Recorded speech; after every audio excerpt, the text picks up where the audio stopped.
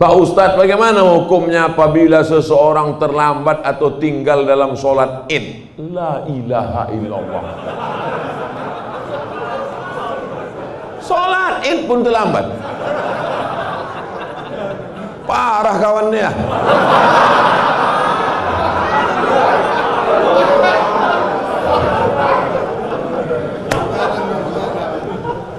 Soalnya saya dikasih tahu sama Ustadz Iqbal, kata dia kita ini mau ke masjid yang paling ramai sholat subuhnya.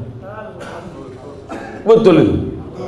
Kenapa ada yang terlambat sholat id? Jadi kalau sampai ke tanah lapang, imamnya sudah takbir yang kelima. Allahu Akbar, Allahu Akbar, Allahu Akbar, Allahu Akbar. Apakah makmum yang masbuk tadi mesti mengulang takbirnya tadi? Tidak, karena takbir itu hukumnya sunnah. Dia ikut aja berapa yang dapat. Bagaimana kalau dia datang imamnya sudah tasyahud akhir?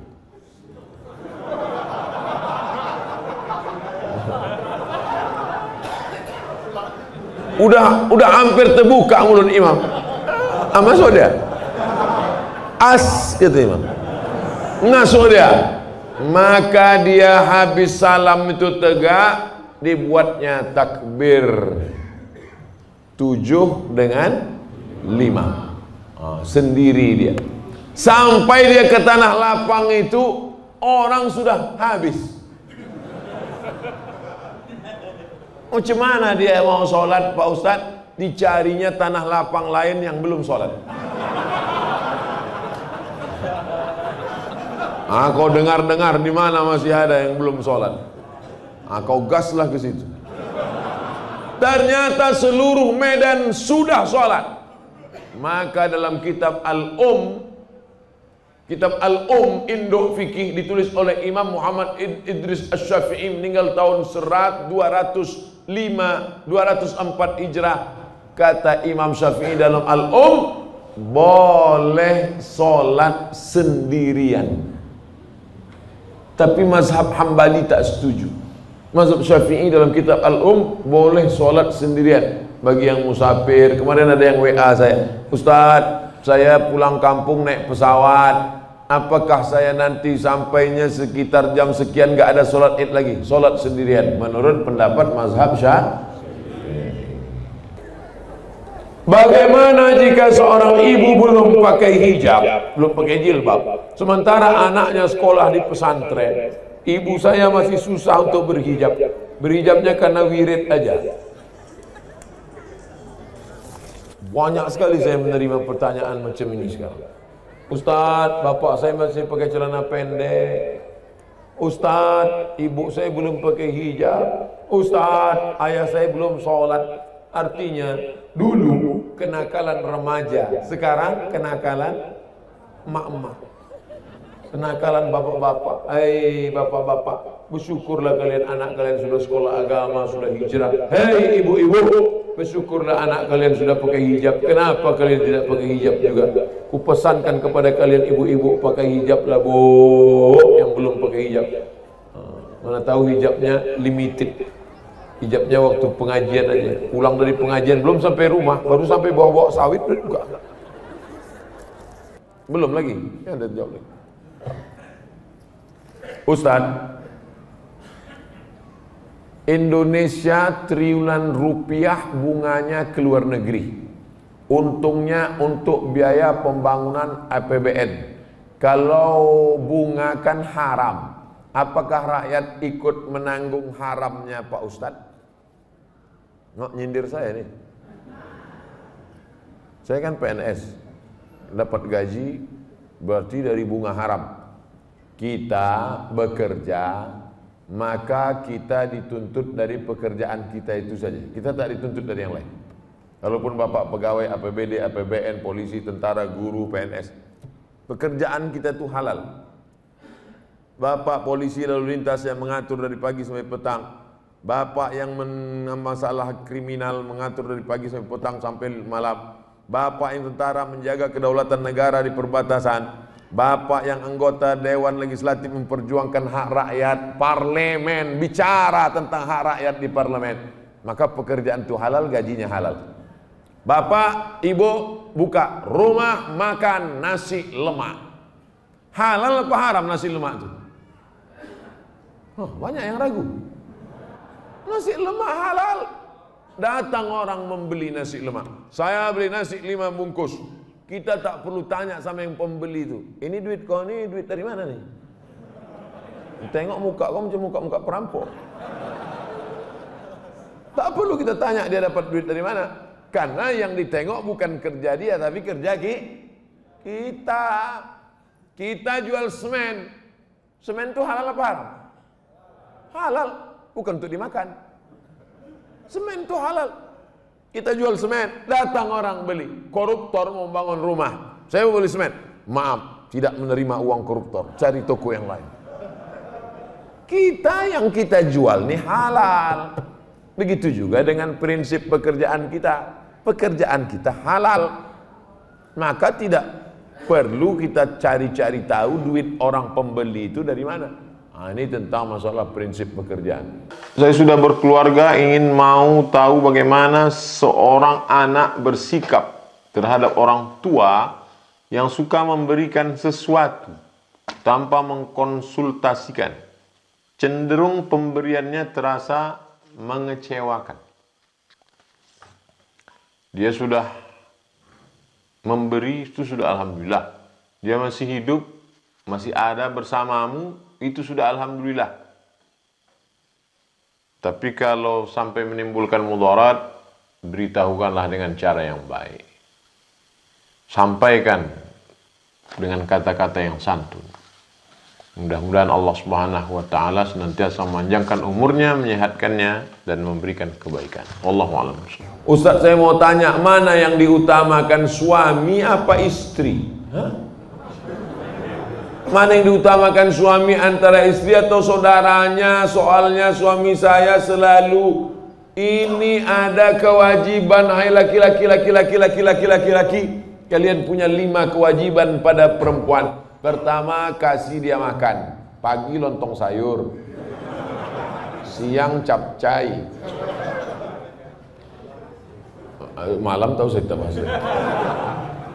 Pertama, kasih dia makan. Yang kedua, kasih dia pakaian. Karena sekarang banyak laki-laki yang tak mengasih bininya pakaian. Kalian tengoklah di mall-mall, kain belum berjahit dipakai, celana kuyak dipakai. Yang ketiga, kasih dia tempat tinggal yang layak. Yang keempat, kasih dia pendidikan. Aslinya kalian laki-laki yang mendidik istri kalian. Dek, ini namanya idgham, ini namanya qalqalah, ini namanya ikhfa, ini namanya. Aslinya laki-laki yang mendidik istrinya. Tapi karena tak sanggup, maka diajarkan kepada guru mengaji. Makan, pakaian, tempat tinggal, pendidikan, perhatian. Banyak perempuan sekarang pakai tumit sepatu 15 cm. Itu perempuan yang perlu perhatian, tak diperhatikan dia. Itulah ingin diperhatikan orang. Dipakainya tumit sepatu 15 cm. Dia yang makai, kita yang takut. Nengok dia, jatuh. Kalau sudah kau kasih 5 kewajiban, maka gugurlah kewajiban engkau di hadapan Allah Subhanahu wa taala. Itu standarnya. Lebih dari yang 5 itu berarti engkau sudah adil. Gimana laki-laki? Siap memberikan yang 5 tadi? Dah, soleh-soleh semua itu insyaallah. Kemarin pernah ngisi acara di Mandala. Ustadz kemarin ngisi acara di Mandala.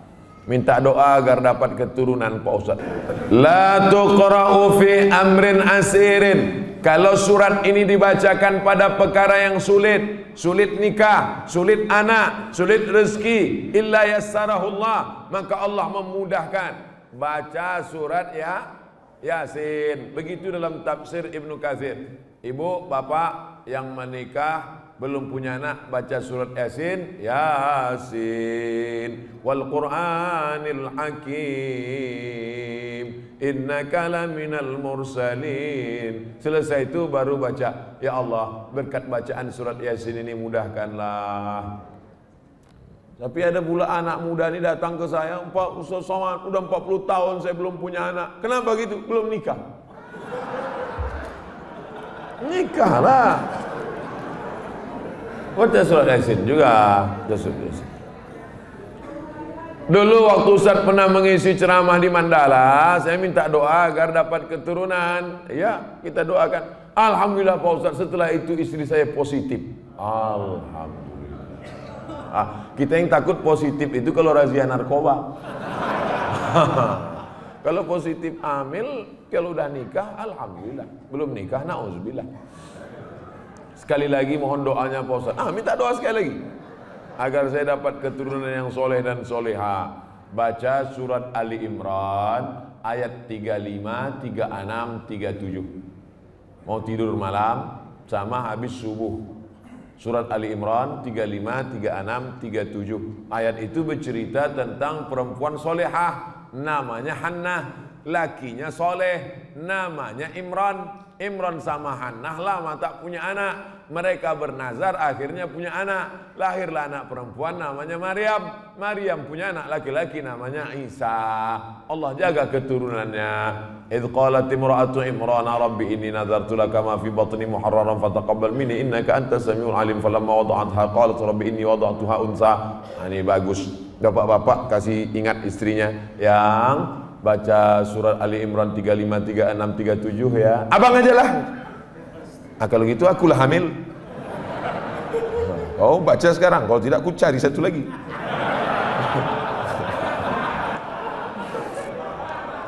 Bapak ni pantang ni pancing. Nampak betul keinginan terpendam. InsyaAllah kalau anak saya laki-laki akan saya beri nama Muhammad Baghawi. Oh, ulama besar.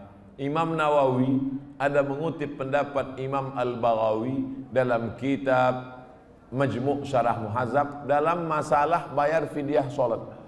Fidyah solat itu pendapat Imam Al-Baghawi yang dikutip pendapatnya oleh Imam An-Nawawi dalam kitab Al-Majmu' Syarah Muhadzab. Bagus sekali. Kalau perempuan mohon kasih nama Pak Ustaz. Nuairah. Nuairah artinya secercah cahaya. Masya Allah. Kok tiba-tiba Ustaz kasih itu? Tak tahu pas nengok lampu. Nuairah. Nanti manggilnya kan Nuairah secercah cahaya. Tambah-tambah kasih lain boleh tak apa-apa. Apakah menikah tanpa wali saksi pengulu itu sah Pak Ustaz? Tidak. Dalilnya, la nikaha illa biwaliin, tidak sah nikah kecuali dengan wali, wa syahidai adlin, dan saksi yang adil. Selama nikahnya masuk pula nyamuk ke dalam.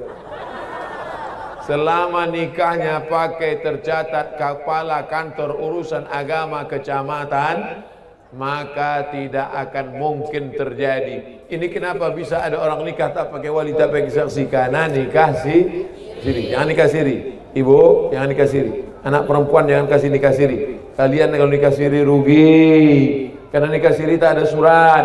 Nanti kalau dia pergi sampai mati kalian tak akan bisa cerai. Tapi kalau dia nikah sah, pergi dia 3 bulan, pergi ke pengadilan bisa digugat. Kalau tidak, seumur hidup tak kabeh indak batali. Terikat tapi tak ada tali.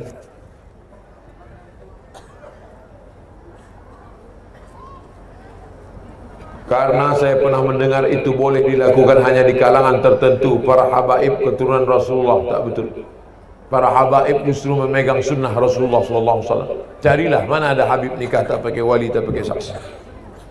Nabi ya, Nabi Muhammad SAW boleh tak pakai wali, tak pakai saksi. Tapi kita manusia biasa tidak. Apa tanda kita hidup dalam keadaan istidraj? Tidak pernah sholat tapi sawitnya banyak. Tidak pernah puasa tapi rezekinya berlimpah. Tidak pernah sedekah tapi umurnya panjang. Itu namanya istidraj. Istidraj artinya azab yang tertunda. Diulur Allah, umurnya panjang, rezekinya banyak, supaya apa? Mendapatkan azab sengeri-ngerinya. Innallaha la yumlil zalim. Allah mengulur orang zalim itu dengan rezeki banyak, umur panjang. Jangan heran kalau ada tetangga tak pernah sholat, tak pernah sedekah, rezekinya melimpah ruah. Itu namanya istidraj, bercampur dengan tuyul dan bakyul. Apa boleh mendaftar haji dengan mengajukan kredit ke bank? Bank syariah boleh, bank konvensional riba haram. Dari mana kita bisa membedakannya? Dari akadnya. Kalau nanti ada yang menawarkan begitu, tengok akadnya dan lihat mana fatwa DSN, Dewan Syariah Nasional. Kalau ada fatwa DSN, lanjutkan. Kalau tak ada fatwa DSN, pindah ke bank syariah. Ustaz, mohon pencerahan permasalahan saya ini. Beberapa bulan yang lalu saya keguguran. Usia kandungan 3 bulan 10 hari. Tapi ada yang berkata kepada saya bahwasanya saya terkena azab. Mohon jawabannya Pak Ustaz agar tidak mengganjal di hati saya. Semoga Pak Ustaz selalu dalam lindungan Allah Subhanahu wa taala. Amin ya rabbal alamin.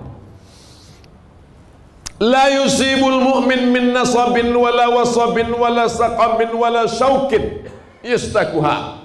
Susah hati, gundah gulana, musibah, duri menusuk tapak kaki, illa kaffarallahu anhu biha sayiatu. Sesungguhnya Allah ingin menghapuskan dosa-dosamu. Bu, janinmu gugur 3 bulan 10 hari, kau bukan kena azab. Allah ingin membersihkan engkau dari dosa-dosamu. Bu, jangan kau dengarkan cakap orang.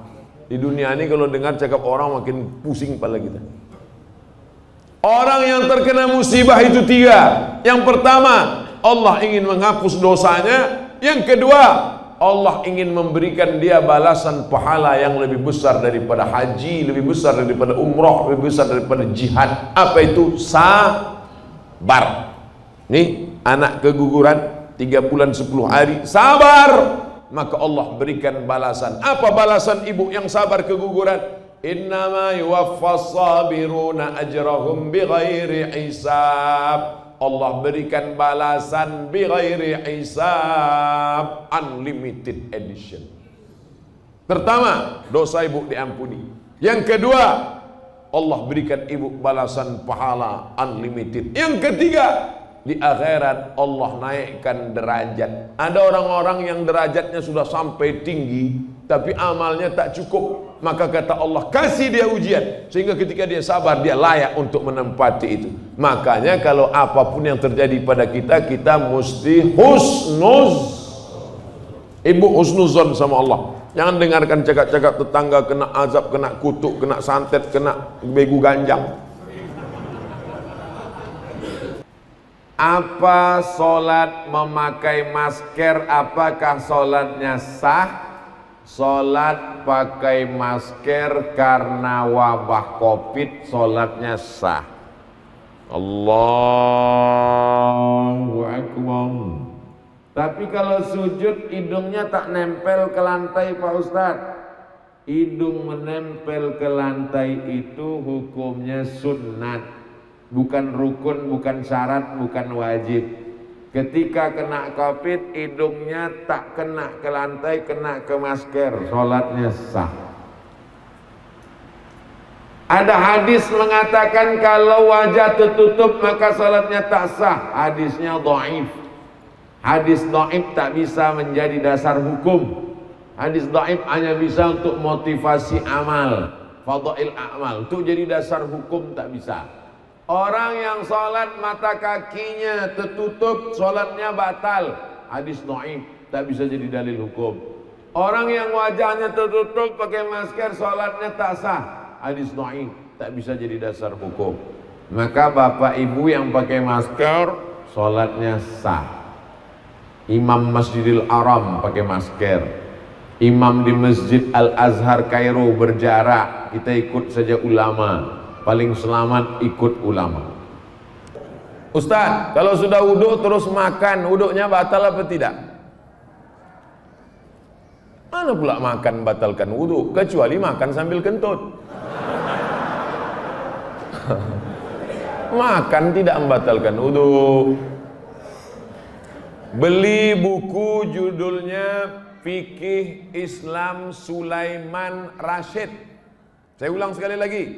Fikih Islam Sulaiman Rasyid, bahasa Indonesia. Syekh Sulaiman Rasyid, orang Lampung, tamat dari Al-Azhar Mesir 1935. 10 tahun sebelum Indonesia merdeka dia sudah tamat Al-Azhar Mesir. Jabatan terakhirnya rektor di Lampung, IAIN Lampung. Fikih Islam simpel sederhana, supaya tahu mana rukun, mana syarat, mana wajib, mana makruh, mana membatalkan. Setiap rumah mesti punya buku ini. Ini fikih yang simpel, murah, harganya 40.000. Kalau naik saya tak tanggung jawab. Saya tukang servis kulkas, servis antar jemput garansi. Ongkosnya rata-rata 500.000, terkadang hanya butuh modal 30.000. Bahkan bernasib baik tak keluar modal. Tapi kalau nasib kurang baik, kadang nombok. Bagaimana Ustaz dalam pandangan Islam? Selama tak ada unsur tipu, tidak ada unsur ghis tipu, maka pekerjaanmu halal. Ada orang rusak kulkasnya. Kau pegang kulkas, kau gini-gini kan hidup. Dikasih orang 100.000, tak apa-apa. Tapi jangan kau gini-gini kan. Wah, ini nampaknya harus setiap bulan datang lagi. Ada tipu. Ada tipu orang rusak. Kau pukul atasnya, lompat, hidup dia. Bayar. Tapi jangan kau model-model di situ belakang. Selama tak ada unsur tipu, maka perbuatan itu boleh. Tapi kalau di dalamnya ada unsur ghis tipu, di dalamnya ada unsur zulm aniaya, di dalamnya ada unsur warar gambling judi, maka haram transaksinya. Transaksi dalam Islam mestilah transaksi yang suci supaya hasilnya halal. Saya pernah pulang dari Jakarta, pulang khuruj 40 hari. Ini mau nanya apa mau ngasih tahu? Khuruj 40 hari. Naik kapal laut bulan Ramadan kemarin. Sedap ceritanya nih. Rasa-rasa membaca novel tenggelamnya kapal Panderwing. Ketika malam Jumat pula, saya duduk-duduk di atas kapal itu. Ketemu sama orang Swiss. Panjang ceritanya. Alhamdulillah, lebih kurang 30 apa ini? Hah? 30. Tahu pula ben dari aku lagi. Bicara sama orang Swiss itu, berhasillah kami bimbing dia syahadat. Allahu Akbar. Down saya membacanya. Saya menceramahi orang yang udah Islam. Saya menceramahi orang yang sudah dalam masjid. Ini mereka meninggalkan keluarga, meninggalkan harta, meninggalkan ruko, khuruj fisabilillah, menceramahi orang yang tak kenal Allah menjadi kenal Allah hanya dalam waktu 30 menit. Aku sudah 1 jam ceramah. Yang udah beriman tetap aja imannya gitu. Malu kepada Allah SWT. Alhamdulillah, dia pun bersyahadat Pak Ustadz, dan kami kasih hadiah siwa. Dengan senang hati langsung dipakainya siwa itu. Tapi ketika turun, saya kehilangan orangnya. Bagaimana tanggung jawab saya kepada Allah telah mensyahadatkan dia? Maka tadi saya disuruh membimbing syahadat perempuan. Lalu saya pesankan kepada pengurus masjid, catat nomor HP-nya, daftarkan dia ke Mu'alaf Center. Mu'alaf Center artinya pusat mu'alaf, bukan mu'alaf yang bawa senter. Persatuan mu'alaf. Nanti kalau ada yang masuk Islam, tolong dibuatkan, daftarkan di Mu'alaf Center. Perhatikan dia sudah ngaji atau belum, sholatnya bagaimana, puasanya bagaimana. Jangan setelah syahadat, tapi ini kau sudah berikan dia hidayah, saudaraku. Ayyadiyallahu bika rajulan wahidan, satu orang dapat hidayah kanamu khairum min umurin na'am, lebih baik daripada kau memiliki seekor unta yang merah. Adapun kelanjutan yang mudah-mudahan sekarang kan mereka Orang-orang barat ini canggih, dia tahu internet, duit dia banyak. Mudah-mudahan dia kembali ke Swiss dan dia menggabungkan diri dengan saudara muslimnya di Eropa. Yang udah lalu tak bisa kita ulang. Sebenarnya yang akan datang kalau mensyahadatkan, jangan lupa catat nomor HP-nya, alamatnya, supaya bisa kita kirim kabar, kita kasih video ceramah saya ini pula. Adik-adik yang di Fakultas Bahasa Inggris di USU Universitas Sumatera Utara, kalian terjemahkan bahasa ceramah saya ini ke bahasa Inggris supaya masuk Islam pula orang-orang Swiss sana nanti insyaallah. Jangan dia ini aja dapat surga, saya mau juga. Bagaimana Islam dia Pak Ustadz? Dia udah bersyahadat, tinggal dia belajar sholat, belajar puasa, belajar dia bagaimana berzikir, membaca Quran. Jangan lupa di Eropa itu pengajian-pengajian Islam justru lebih banyak. Di sana ada Islamic Center, ada Islamic Council, macam-macam di sana ada. Jadi jangan cemas, jangan takut. Engkau sudah menyampaikan hidayah kepada saudara kita. Begitulah aslinya dakwah. Inilah yang da'i. Da'i mengajak orang dari jalan setan ke jalan Allah, mengajak orang dari jalan tak tahu hidayah kepada jalan hidayah. Inilah yang da'i. Bukan Ustadz Abdul Somad da'i. Ustadz Abdul Somad hanya mau izoh hasanah, menceramahi orang yang sudah dalam masjid, orang yang sudah baik, orang yang sudah dapat hidayah. Nah, apa hukumnya imunisasi bayi? Imunisasi sampai sekarang diambil dari sel babi. Sedangkan kita dalam agama kita babi itu haram. Bada teba baya bawabi haram. Babi haram. Tapi kalau tidak disuntik mati. Pilihannya dua. Babi mati. Pilih mana? Pilih babi apa pilih mati? Tak boleh pilih mati, mesti pilih babi. Oleh sebab itu kalau masuk ke dalam hutan, pilihannya cuma dua. Kalau tidak makan babi, mati. Maka boleh makan babi, tapi jangan banyak-banyak. Lemas sudah, kalau tak makan babi mati. Makan sedikit, agak kuat sedikit. Boleh tambah sedikit lagi Pak Ustaz? Jangan. Kalau enggak tambah saya enggak bisa berdiri ini Pak Ustaz. Tambahlah sedikit lagi. Sementara dapat pisang. Kalau sudah dapat pisang, jangan makan babi lagi. Ini ada pisang. Enggak, babi aja. Artinya nanti setelah ditemukan serum, bahan imunisasi itu kalau sudah dapat yang halal, jangan lagi pakai babi. Oh, sampai subuh nampak ini.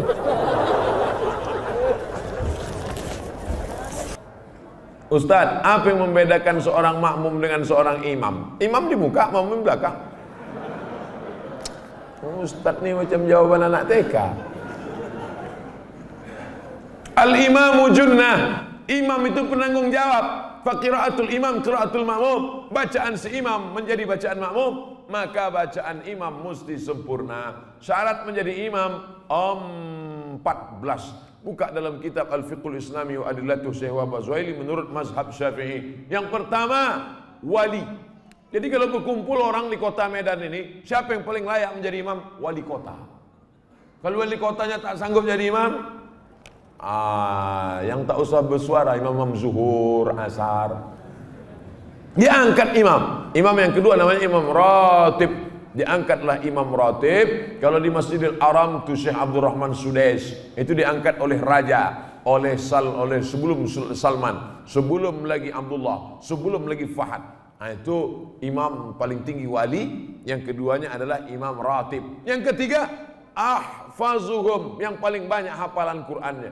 Jadi kalau kumpul kita ramai-ramai, siapa yang paling layak jadi imam? Inilah yang hafiz. Ini sekarang banyak orang salah nih. Maju anak hafiz di depan, tuanya udah nikah dia. Pak, dia memang belum nikah, tapi hafal Quran. Bapak udah nikah berapa kali, tak hafal juz amma. Dia memang belum nikah, tapi Quran itu di kepala dia. Dia tinggal klik keluar Quran. Bapak klik keluar hutang. Kalau adakah dalil yang menjelaskan tentang tahlilan? La ilaha illallah, la ilaha illallah, la ilaha illallah. Itu artinya tahlil. Tasbih subhanallah, tahmid alhamdulillah, Takbir, Allahu Akbar. Tahlil, la ilaha illallah.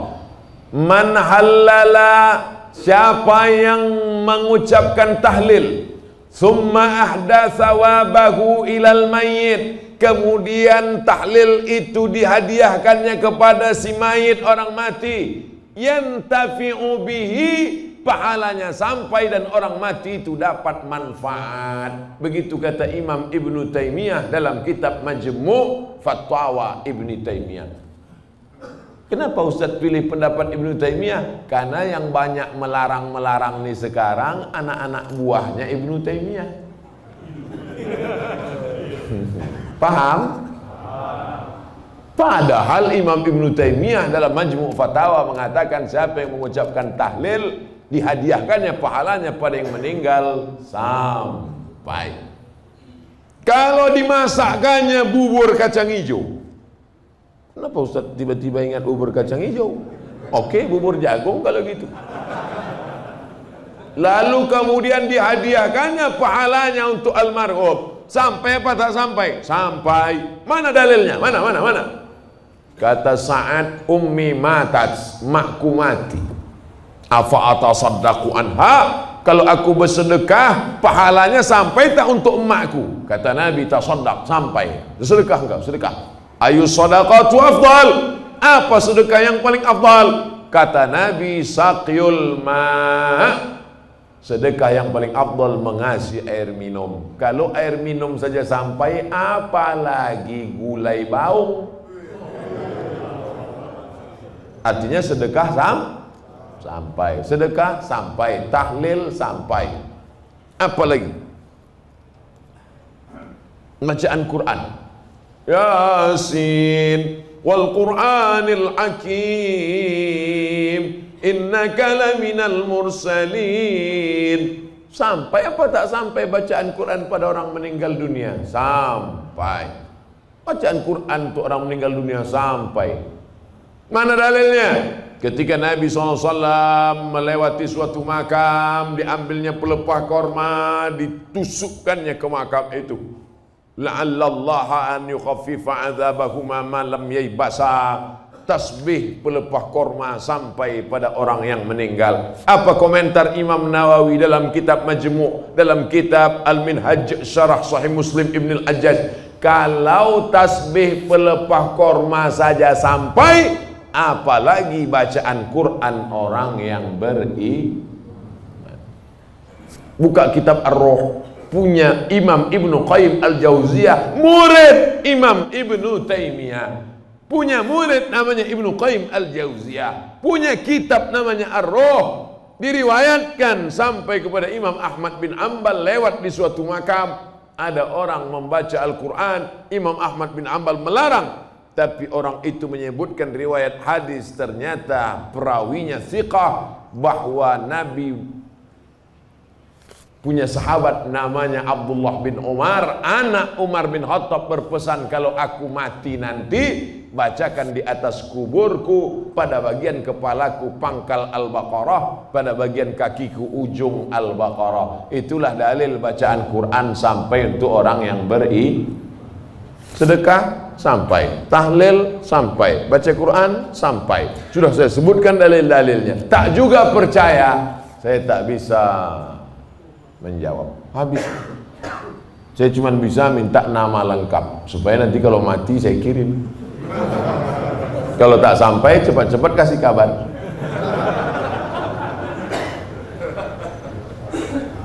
Apabila zina mukson pelakunya harus dibunuh. Zina mukson maksudnya sudah punya istri, sudah punya suami, maka ditanam setengah badannya, dilempar batu sampai modar, sampai mati. Apabila zina biasa harus dirajam 100 kali, itu kalau belum menikah. Belum menikah maka dicambuk 100 kali. Kalau sampai 80 mati Pak Ustaz, stop, jangan sempurnakan sampai 100. Tapi mengapa tak pernah jerak? Mana saya tahu? Karena tidak dilaksanakan. Kalau dilaksanakan pasti jerak. Emang Ustaz pernah melihat hukuman cambuk? Pernah. Hukum pancung pernah. Narkoba di Saudi Arabia pancung. Kalau tertangkap bawa narkoba di airport, pancung. Saya nengok hukum pancung, dipotong kepalanya pakai pedang, putus sekali, putus, muncrat darah macam keluar dari pipa. Satu lagi, pancung. Saya tengok, satu hari itu saya 2 kali nengok pancung. Putus. Yang ketiga, pas mau dipancung, jatuh dia. Duduk lagi pas mau pancung, jatuh lagi. Akhirnya nggak jadi dipancung. Tidak jadi dipancung karena keluarga memaafkan. Rupanya dia membunuh, keluarganya maafkan. Tak jadi pancung, bayar denda. Dendanya berapa? 100 ekor onta. Kalau tak ada 100 ekor onta, 100 dinar, 1000 dinar. 1000 dinar itu berapa? 2 juta kali 1000 sama dengan 2 miliar. Nah, maka kalau mau membunuh, siapkanlah duit 2 miliar. Karena salah-salah, kok macam-macam bunuh kok. Tengok rumah Vespa buruk. Apakah karena belum pernah ada yang menjalankan hukum tersebut sehingga dianggap hal biasa? Ya, karena di tempat kita orang yang berzina bukan dihukum tapi dinikahkan. Makanya orang, alah nggak apa-apa, paling-paling dikawinkan. Paling-paling disuruh bayar 3 sak semen.